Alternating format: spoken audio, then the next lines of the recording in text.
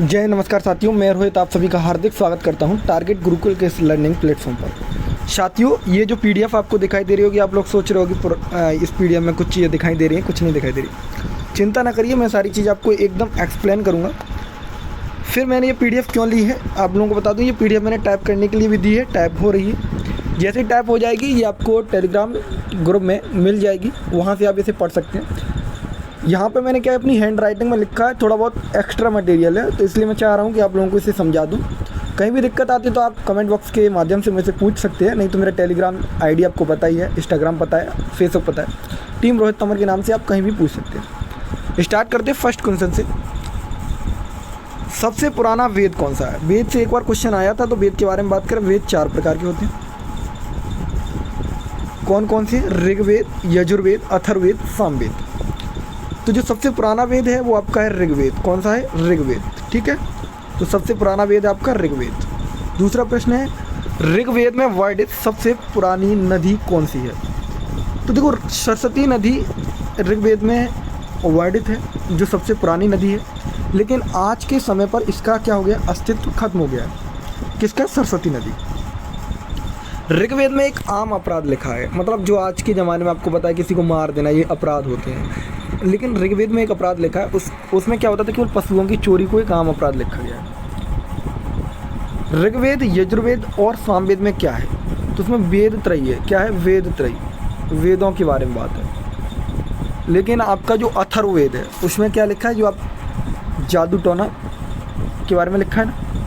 देखो, शाम को क्या सुनते हैं? गाने, तो इसमें गानों के बारे में, संगीत के बारे में लिखा है सामवेद। यजुर्वेद में मंत्रों के बारे में और ऋग्वेद में वेदों के बारे में। ठीक है। हड़प्पा की खोज किसने की? दयाराम साहनी ने की थी 1921। ये पॉइंट लिख लेंगे आप। हड़प्पा सभ्यता की खोज दयाराम साहनी ने की थी 1921।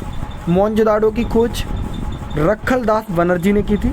मेरी राइटिंग आपको समझ में नहीं आ रही होगी, लेकिन ये लिखा है रखल दास बनर्जी ने की थी 1922 में। वो 21 में की गई थी और ये 22 में की गई थी।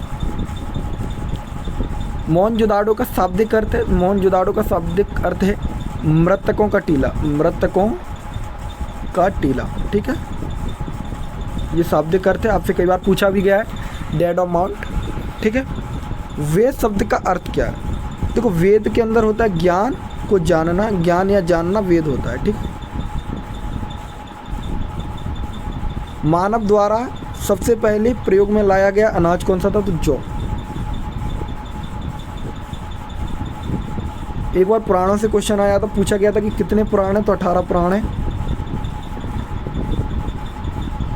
सबसे महत्वपूर्ण प्रश्न लगा लीजिए हाईलाइट करके, सत्यमेव जयते शब्द कहाँ से लिया गया है? मुंडक उपनिषद से लिया गया है। कहाँ से लिया गया? मुंडक उपनिषद। ये पीडीएफ आपको मिल जाएगी, फिर भी आप साथ ही साथ इस क्वेश्चन को लिखते भी जाएंगे।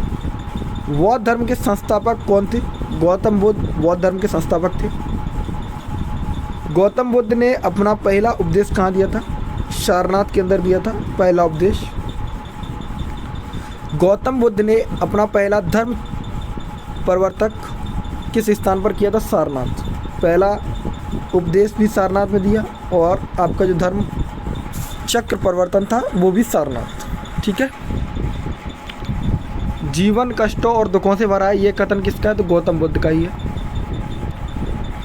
देखो, ये प्रश्न जो है वो वही प्रश्न है जो प्रीवियस ईयर में आए हुए हैं। ऐसा नहीं कि आपके एयू में, बीएचयू में, डीयू में आए हुए प्रश्न हैं, बल्कि ये अदर कॉम्पिटिटिव एग्जाम के लिए भी इम्पोर्टेंट है। जातक कथा किस से संबंधित है? गौतम बुद्ध से है जातक कथा। बौद्ध धर्म तथा जैन धर्म के प्रमुख, तो अहिंसा पर बात करते हैं दोनों धर्म। गौतम बुद्ध ने अपने उपदेश सामान्यतः किस भाषा में दिए? तो पाली भाषा में दिए। द लाइट ऑफ एशिया किसे जाना जाता है? गौतम बुद्ध को द लाइट ऑफ एशिया के नाम से भी जाना जाता है। कभी कभी पूछ लेते किसी के उपनाम बहुत ज़्यादा पूछे जाते, तो उपनाम की सूची मैंने पहले ऑलरेडी आपको दी हुई है। अगर आप लोगों को नहीं पढ़ी है तो कोई बात नहीं है, यहाँ पर जैसे जैसे प्रश्न आएंगे मैं उनको साथ साथ आपको बताते हुए जाऊँगा। गौतम बुद्ध ने महापरिनिर्वाण कहाँ प्राप्त किया? तो कुशीनगर में। जैन धर्म के संस्थापक ऋषभदेव राय थे, ऋषभदेव थे। महावीर स्वामी का जन्म कुंडल ग्राम में हुआ था। उत्तर प्रदेश में बौद्ध एवं जैन दोनों के पवित्र तीर्थ स्थली कौन सी है? तो कौशाम्बी है।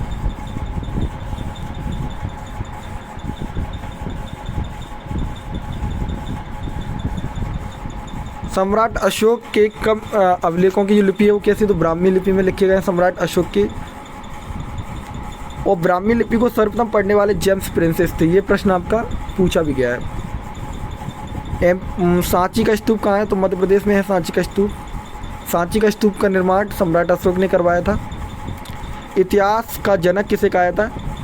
हेरोडोटस को इतिहास का जनक कहा जाता है। ठीक है, ये यूनान का इतिहासकार था। कौटिल्य किसके प्रधानमंत्री थे? चंद्रगुप्त मौर्य के कौटिल्य प्रधानमंत्री थे। कौटिल्य और किन किन नामों से जाने जाते थे ये आप हमें कमेंट करके बताएंगे।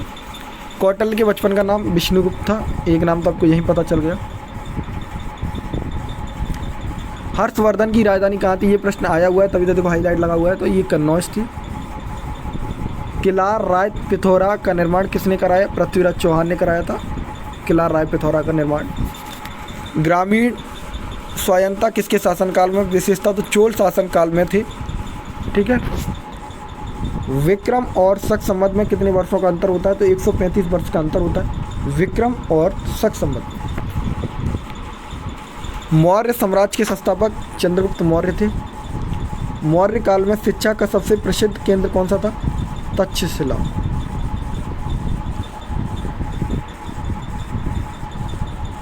नालंदा और तक्षशिला। नालंदा कहाँ है आप बताएंगे कमेंट करके। नालंदा विश्वविद्यालय की स्थापना कुमारगुप्त ने की थी। नालंदा तक्षशिला को जो बर्बाद करने वाला व्यक्ति था वो था कौन था? अरे यार नाम निकल गया, एक मिनट रुको। बख्तियार खिलजी। बख्तियार खिलजी ने नालंदा और तक्षशिला को बर्बाद किया था, जलाया था। ठीक है। खजुराहो के मंदिरों का निर्माण चंदेल शासकों ने करवाया था। चीनी यात्री फयान किसके शासनकाल में आया था? चंद्रगुप्त सेकंड के। तो मैंने 50 प्रश्न आप लोगों को कराने के करीब हूँ मैं। अगर आपको ये वीडियो पसंद आ रही है तो वीडियो को लाइक कर देना है, चैनल को सब्सक्राइब कर लेना है, मुझे फॉलो कर लेना है टीम रोहित तोमर इंस्टाग्राम पर। चीनी यात्री वेनसांग किस समय भारत आया था? हर्षवर्धन के टाइम पर भारत आया था। चोल राजवंश के संस्थापक कौन थे? विजयपाल चोल वंश के संस्थापक थे। कैलाश मंदिर कहाँ स्थित है? तो एलोरा में कैलाश मंदिर स्थित है। सूर्य मंदिर ब्लैक पगोड़ा कहाँ है? तो कोडाक किस उड़ीसा में। अंकोर वाट मंदिर कहाँ है? तो कंबोडिया। अब देखो ये प्रश्न आ गया ना। जैन धर्म के अंतिम तीर्थकर कौन थे? तो 24वें तीर्थकर थे महावीर स्वामी। और महावीर स्वामी का जन्म कहाँ हुआ था? जो मैंने ऊपर आपको बताया था, कुंडलग्राम में। वास्को ड गामा किस देश का नागरिक था? पुर्तगाल का था। 1857 की क्रांति में भारत के गवर्नर कौन थे? Lord Canning. इस जो वीडियो अपना उसके अंदर मैंने हिस्ट्री और पॉलिटी दोनों रखे हैं, क्योंकि आपको पता है हिस्ट्री और पॉलिटी का वेटेज बहुत ज़्यादा है। ज्योग्राफी के लिए सेपरेट वीडियो आने वाला है, तो आप बने रहिए। अगर आप लोगों से एक सजेशन चाहिए, अगर आप लोग मेरा लाइव वीडियो देखना चाहते हैं डेली 4 से 5 मिनट का, जिसमें मैं आपसे केवल क्वेश्चन पूछूंगा और उसका आंसर आप मुझे कमेंट बॉक्स के माध्यम से देंगे और मैं आपको बताऊंगा कि सही डायरेक्शन में आप लोग बात कर रहे हैं कि नहीं कर रहे हैं। अगर आप लोग ऐसा चाहते तो मुझे कमेंट करके बता देंगे। अगर 10 से 20 कमेंट आ जाते हैं तो मैं सोचूंगा इसके बारे में। ठीक है, ये बहुत फ़ायदेमंद रहेगा अगर ये लाइव वाला अगर सिस्टम चालू हो जाता है तो।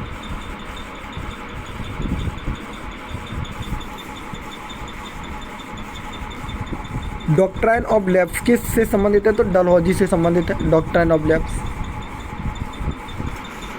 सम कृष्ण मठ संस्थापक कौन थे? स्वामी विवेकानंद जी थे, रामकृष्ण कृष्ण के। बंगाल विभाजन 1905 लॉर्ड कर्जन के द्वारा करवाया गया था। ठीक है। बंगाल में स्थायी बंदोबस्त की शुरुआत किसने की? कॉर्नवालिस ने की थी। आधुनिक समय का ऋषि किसे कहा जाता है? तो रामकृष्ण परमहंस को आधुनिक काल का ऋषि कहा जाता है। आर्य समाज के संस्थापक स्वामी दयानंद सरस्वती जी थे। आर्य समाज। भारत छोड़ो आंदोलन 1942।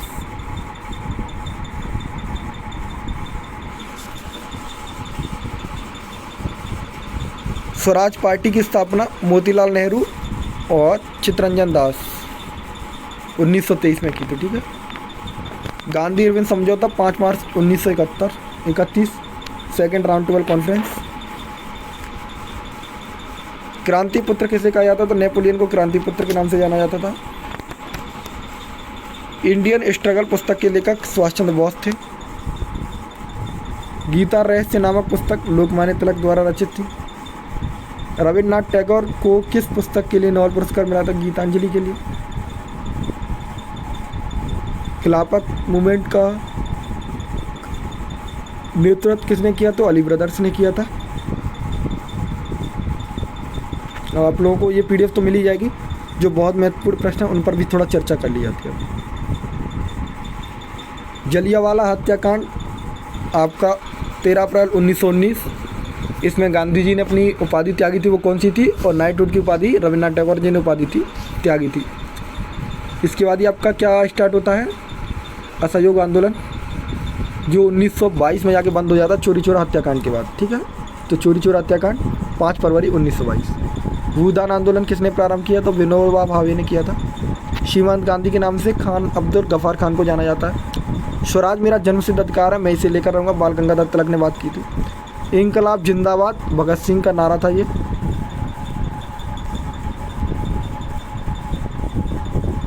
लाइफ डिवाइन पुस्तक के लेखक अरविंद घोष थे। ताशकंद समझौता के बारे में याद रखना, 1966 की बात है ताशकंद समझौता। भारतीय राष्ट्रीय कांग्रेस ने पूर्ण स्वराज का प्रस्ताव स्वीकार किया था 1929 में, 26 नवंबर 1929 लाहौर अधिवेशन, ठीक है।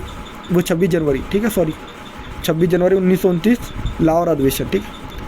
अभ्युदय समाचार पत्र के संस्थापक मदन मोहन मालवीय जी थे, जिन्होंने बीएचयू की स्थापना की। लाइफ डिवाइन पुस्तक अरविंद घोष की थी। डिवाइन लाइफ पुस्तक, देखो यहाँ पे थोड़ा थोड़ा अंतर है, लाइफ डिवाइन और डिवाइन लाइफ। स्वामी शिवानंद की जो पुस्तक थी वो डिवाइन लाइफ थी, ठीक है। नील दर्पण जो पुस्तक थी दीनबंधु की थी। प्लासी का युद्ध आपका 1757 में लड़ा गया। भारतीय संविधान के बारे में बात करते हैं। जो प्रारंभ में भारतीय संविधान बना था उसमें 395 आर्टिकल थे, अनुसूची 12 थी, 22 भाग थे, पार्ट 22 थे, शेड्यूल 12 थे, आर्टिकल 395 थे। नागरिकों से संबंधित प्रावधान संविधान के किस भाग में था? भाग 2 में आर्टिकल 5 से लेकर 11 था। भारतीय संविधान में कौन सी अनुसूची दल बदल के लिए है? तो याद रखना ये आपका है 10वीं अनुसूची, एंटी डिफेक्शन लॉ। अगर आप दल बदल लोगे तो आपका जो पद है वो भी चला जाएगा। भारतीय संविधान में 11वीं अनुसूची किससे संबंधित रखती है? तो पंचायती राज से। समाजवाद शब्द कब जोड़ा गया? तो 42वें संविधान संशोधन 1976। भारतीय संविधान में पंथ निरपेक्ष, ये भी उसी के जोड़ा गया। और भारतीय संविधान को आत्मा किसे कहा जाता है भारतीय संविधान की? तो प्रियम्बल को कहा जाता है, प्रस्तावना को कहा जाता है। ये जवाहरलाल नेहरू जी ने कहा था, लेकिन आर्टिकल 32 को doctor B R Ambedkar ji ने कहा था, heart and soul of constitution.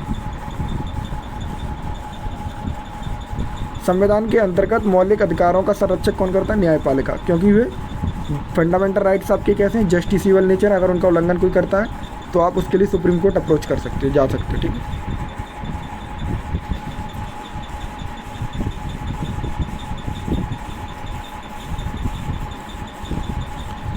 भारतीय संविधान में मौलिक कर्तव्यों को कब शामिल किया गया? तो 1976 में शामिल किया गया, ठीक है। 42वें संविधान। मूल कर्तव्य में मौलिक कर्तव्य नहीं थे, मूल संविधान में मौलिक कर्तव्य नहीं थे। कब जोड़ा गया है? तो आपको पता होना चाहिए 42वें संविधान 1976। भारत में राष्ट्रपति का निर्वाचन किस प्रकार होता है? अप्रत्यक्ष मतदान होता है।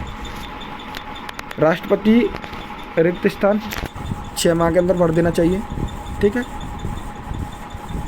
सुप्रीम कोर्ट का जो जज होता है वो राष्ट्रपति को शपथ दिलाता है, यह भी याद रखना। भारत का कार्यपालिका अध्यक्ष होता है प्रेसिडेंट। अनुच्छेद 108 के अनुसार लोकसभा और राज्यसभा के संयुक्त बैठक को आयोजित प्रेसिडेंट बुलाता है, जॉइंट सीटिंग, ठीक है। और इसकी अध्यक्षता कौन करता है? Speaker of Lok Sabha. लगातार 3 बार राष्ट्रपति बनने वाले डॉक्टर राजेंद्र प्रसाद जी थे, ठीक। ऐसे कौन से राष्ट्रपति हैं जो किसी भी राजनीतिक पार्टी से संबंध नहीं रखते थे? कमेंट बॉक्स में जल्दी आंसर दीजिए।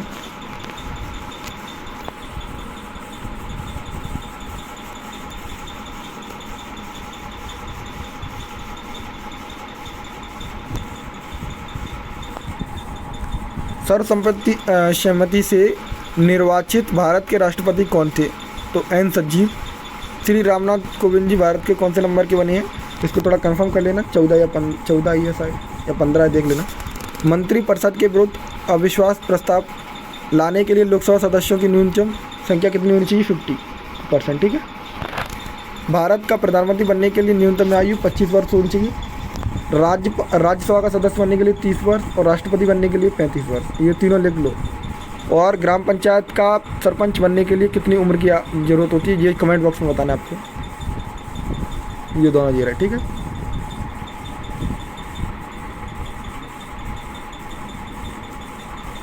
भारत में कैसी नागरिकता है? तो एकल नागरिकता है।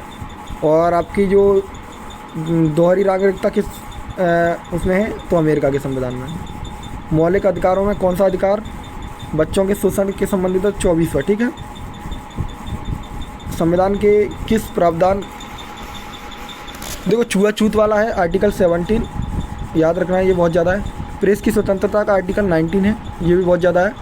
और ऐसा कौन सा है जो इमरजेंसी के टाइम पर एबॉलिश नहीं होते फंडामेंटल राइट्स? तो वो है आर्टिकल 20 और 21, यानी राइट टू लाइफ। इमरजेंसी लगने के बाद भी इन्हें नहीं छीना जा सकता। इमरजेंसी फंडामेंटल राइट्स छीन लिए जाते, लेकिन ये दो आर्टिकल है, आर्टिकल 20 और 21 नहीं छीने जाते। साथ ही मैंने काफ़ी कोशिश की आपको इस वीडियो के माध्यम से बताने की, काफ़ी क्वेश्चन रह भी गए हैं, क्योंकि ज़्यादा लंबा वीडियो बनाने से आप लोगों को भी दिक्कत होता है, मुझे भी थोड़ा सा दिक्कत होता है। ये वाला प्रश्न आप लोग पढ़ लेंगे।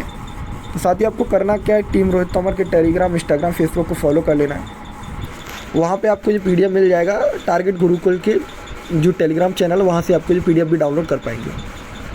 हो सकता है किसी को ये PDF मतलब वीडियो इंटरेस्टेड ना लगाओ। अगर आपको किसी प्रकार की कोई भी दिक्कत होती है तो आप कमेंट बॉक्स के माध्यम से हमें बता सकते हैं, अवगत करा सकते हैं हमारी गलतियों को। धन्यवाद, नमस्कार, राधे राधे।